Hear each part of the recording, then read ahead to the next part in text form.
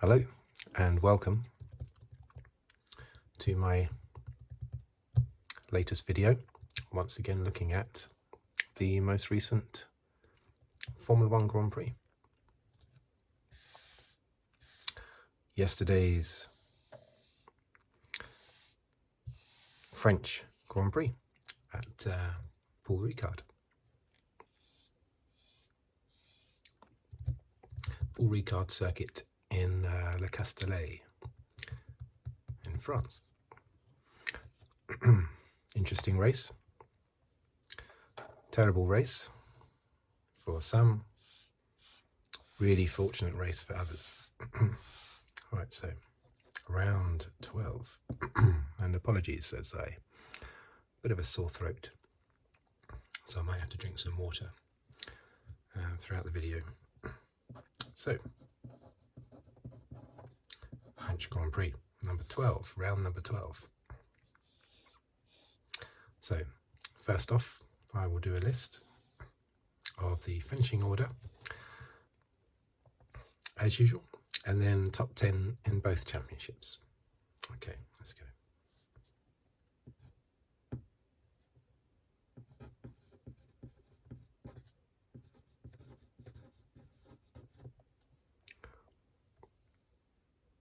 Let's get that in focus. Like that.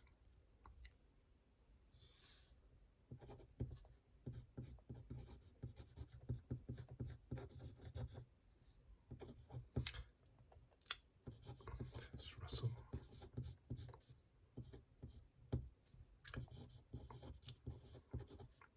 Perez.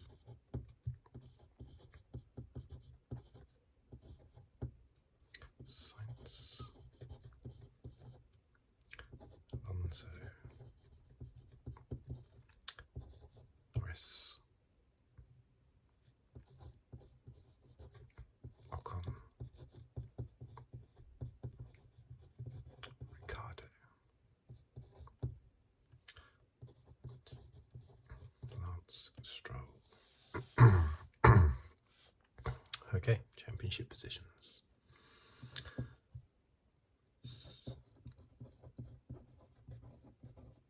Verstappen. 33.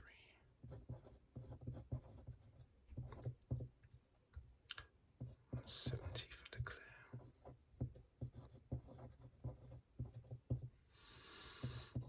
163.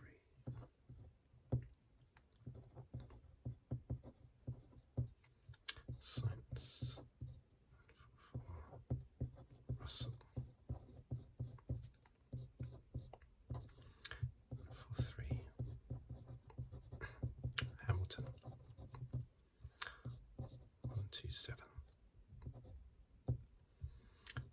Norris.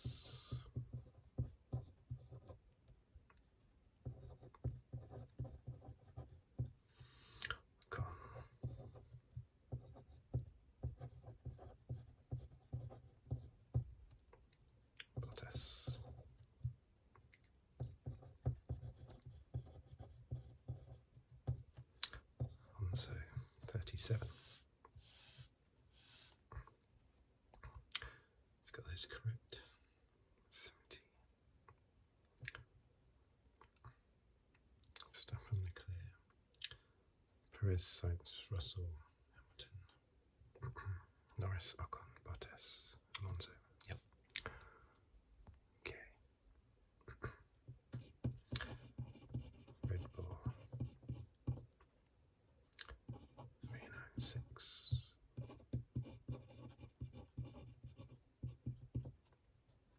314 for Ferrari. Mercedes 270. Alpine 93.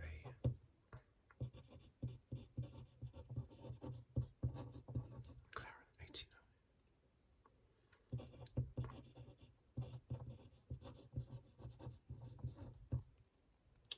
51 for Alfa Romeo. Haas 34.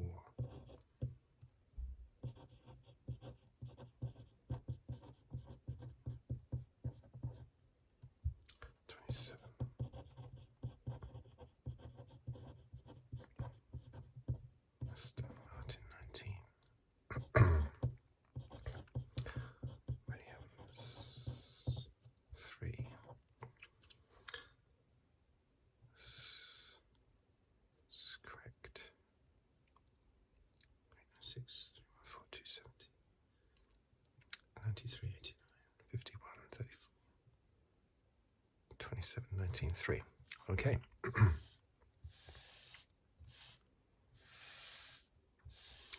So, there you have it. What do we think of that race? Well, there's a few people that, well, one person in particular that subscribed to my channel that I know will not be very happy with this result. Poor old Leclerc.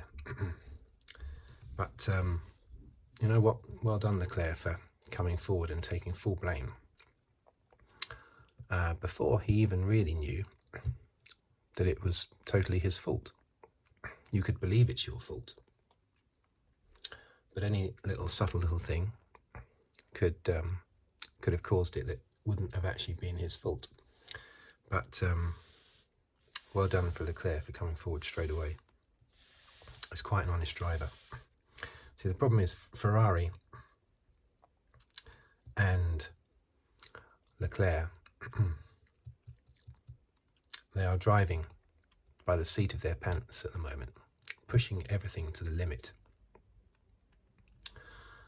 And that's what happens. Verstappen and Red Bull are driving within themselves, not having to push everything to the apron. I mean, there was a shot early on in the race when Leclerc was expertly holding off Verstappen, and they were coming towards the end of the Mistral Straight, or the chicane halfway down, and you could see Leclerc's head bouncing up and down. It was horrific. And behind him, Verstappen's head, absolutely rock solid, like it was a photo. No movement whatsoever in his Red Bull. Now, you can't begrudge Verstappen having the better car, but he definitely has the easier car to drive and the fastest car as well. So, all credit to Ferrari and Leclerc, and on occasion Sainz, for putting their cars ahead of the likes of Verstappen, because that is not an easy thing to do, and Leclerc did a fantastic job in Austria with his throttle issues as well. But racing every single race with Verstappen right behind you, desperately trying to hold him off, I mean, you're going to make mistakes. So I don't think Leclerc should beat himself up for crashing out, because he's massively on the edge and Verstappen is not. It's not Verstappen's fault. You race the car you've got, don't you? But Leclerc is right on the edge of everything. It just reminds me of 1989, Mansell in his Ferrari. Well, and Berger to a certain extent, but he was always a distance behind Mansell. But Mansell right on the ragged edge all the time, and he kept on having mechanical failures. I don't recall him making any big mistakes, but he was always so massively on the edge. And the McLarens of Senna and Prost were able to drive within themselves, not on the edge, because they had the better car. But anyway, it's a great shame. It's also a great shame for Sainz, because he was the quickest in practice. He was quicker than Leclerc during practice, but of course he had his engine penalty, and that just totally ruined his race, basically. So Verstappen, he would say otherwise, but I think an easy win in the end. Let me just have a little sip of water.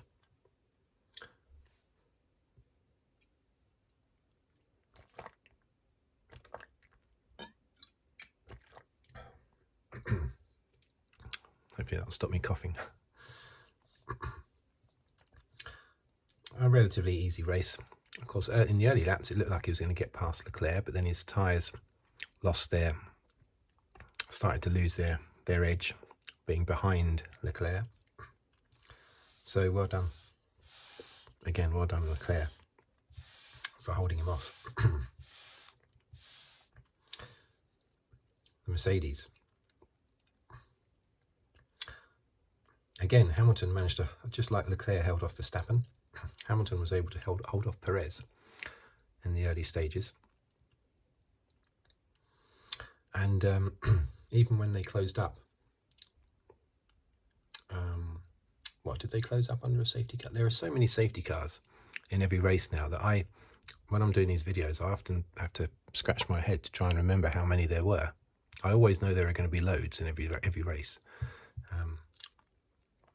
but I often lose track of just how many there are. It's crazy. When I was back in the 80s, when I was first following Formula One, there were no safety cars. Safety cars only came in. It was not a thing, a safety car. It only came in the mid-90s, was it? Something like that. Now, though, it seems indispensable. It seems you can't hold a race without a safety car. But they went decades without any safety cars. So, Hamilton held off Perez fantastically well. It's the same problem that Verstappen had behind Leclerc, basically. But Hamilton did really well. And had after he had held off Perez, he had a fairly simple race to second place, basically, which is his fourth podium on the trot. His fifth this year, but his fourth on the trot now. And Russell, just as competitive, just as good, just as quick. And of course, he had that ding-dong battle with Perez towards the end. Fantastic. I don't think his move to try and overtake Perez was fantastic when they were racing. I think that was Perez's corner, to be honest. Despite everything Russell is saying about it, I think it was Perez's corner. I think Russell was lucky not to get... well, I suppose he didn't get a penalty because nothing bad happened to Perez. But had Perez got a puncture from that, something like that, I'm sure Russell would have got a penalty. Whereas they're coming together in Australia, I don't think was Russell's fault at all. I think this one was Russell's fault. But anyway, when the safety car ended, one of them, I can't remember how many, were there 2 safety cars, virtual safety cars, or 1? Again, I lose count. I've only got 10 fingers, or 8 fingers and 2 thumbs. But I can't count. I can't keep track of them all during the race. There's too many of them. Anyway, on one of the safety cars, the last safety car period, it was fantastic how he got the jump on Perez. Did he slow up? Was that really tactics like they thought? Did he slow up deliberately beforehand so that then he could have a run past Perez, hit the ground running sort of thing as the track went green? I'm not sure whether that was a deliberate tactic. I haven't seen an interview by Russell yet, so I'm not entirely certain whether that was deliberate or not. But he certainly got the jump on him anyway. It's fantastic. So Perez had a bit of a lackluster race once again. 4th place with Verstappen winning. Doesn't get any better for Perez, unfortunately. At least Sainz has the excuse that he started in 19th place, and he knows he was the quickest in practice. Alonso, there he is, yet again. A great battle between the Alpines and the McLarens. And they are jousting away in the championship over here as well, of course, with Alpine now on top. But, yeah, I mean, they are 6th, 7th, 8th and 9th, the Alpines and the McLarens. That's becoming a real... Alpine have really come back into the championship, having had a lackluster start because Alonso was getting loads of bad luck early on. But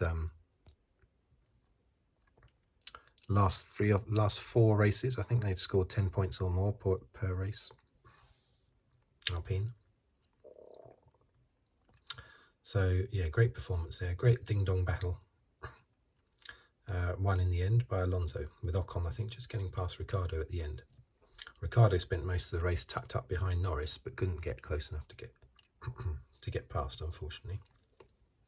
So once again he's beaten, and then to rub salt in the wound, there's another car in between them as well. And then of course we saw right at the very end the battle between Stroll. A little bit of water.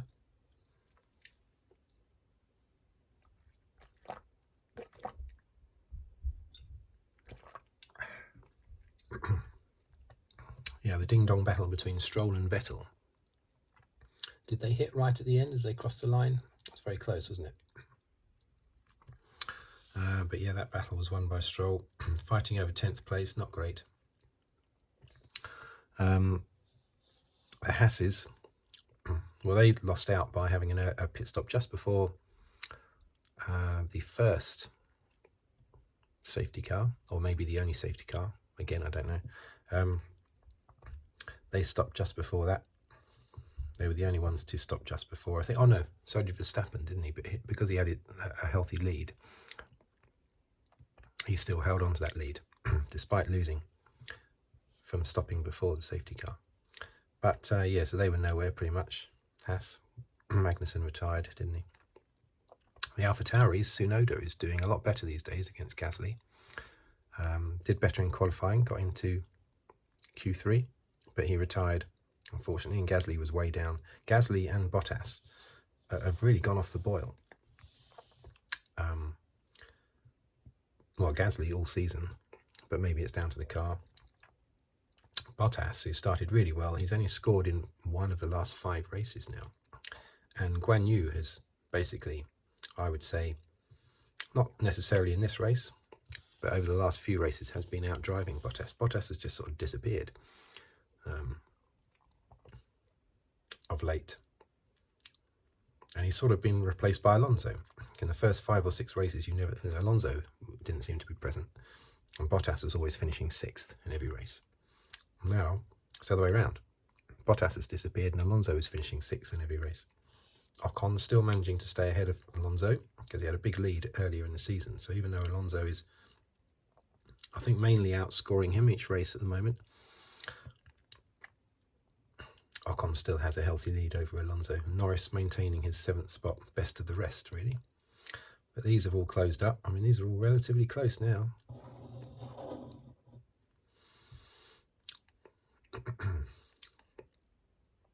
That's all very close. Only, what, 43 points separate those 5. Much smaller gap than the gap between Leclerc and Verstappen. So it's Verstappen's championship, really. He's won 7 races. Leclerc 3. Sainz 1, Perez 1. So this is all. This is Verstappen's title to lose now, and it's Red Bull's title to lose as well. But Mercedes, look.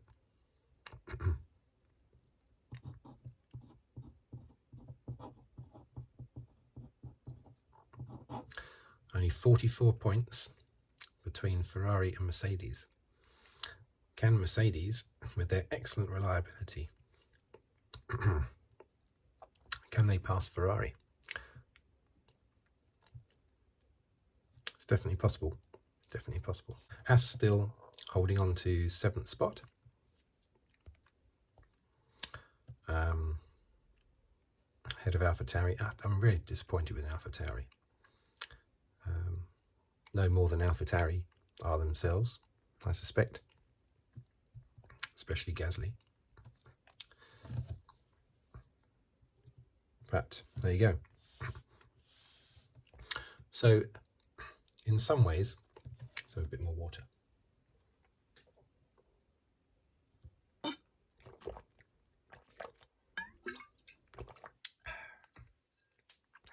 In some ways,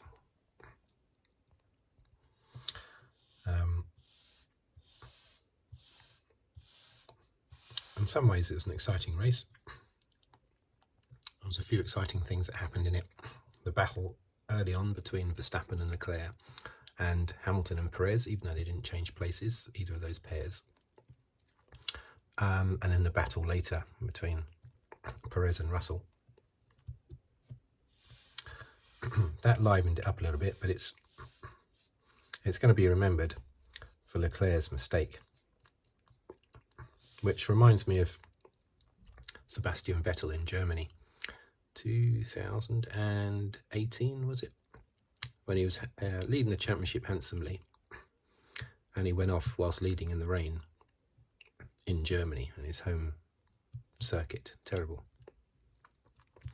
Even worse, Hamilton came from 10th on the grid to win that race, and the championship just went downhill for Vettel after that, even though he had been handsomely winning the championship, leading the championship at that point, having just won the British Grand Prix just the race before that. And it reminds me a little bit of that, although of course in this case Leclerc is not leading the championship before making that mistake, but that's going to torture Leclerc. Clearly is torturing him already, just like that crash for Vettel tortured him in Germany. Okay, so great result for Mercedes once again, but still they're, you know, Hamilton, yes, he was only 10 seconds behind Verstappen, but he still spent a big part of the race trying desperately to keep a Red Bull behind him rather than pulling away from the Red Bull. So, you know, pace-wise, results, they're getting good results, but pace-wise is still nowhere near where they need to be to win races, you know. But anyway, they're getting better all the time. So that's it. Thank you for watching. Thank you for listening. Apologise for my bad throat. It's not easy doing this video with a dodgy throat. If you'd like to subscribe, please do so. Leave any comments. I like to reply to pretty much every comment. So yeah, and any likes that you want to do as well, that's great. But yes, if you'd like to subscribe, please do so.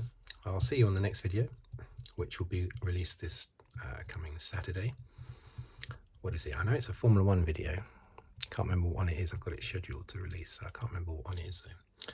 And then next week I will do the Hungarian Grand Prix review, and then there's a gap, of course, for those midweek videos because there's a summer holiday for F1. Anyway, thank you for watching. Thank you for listening.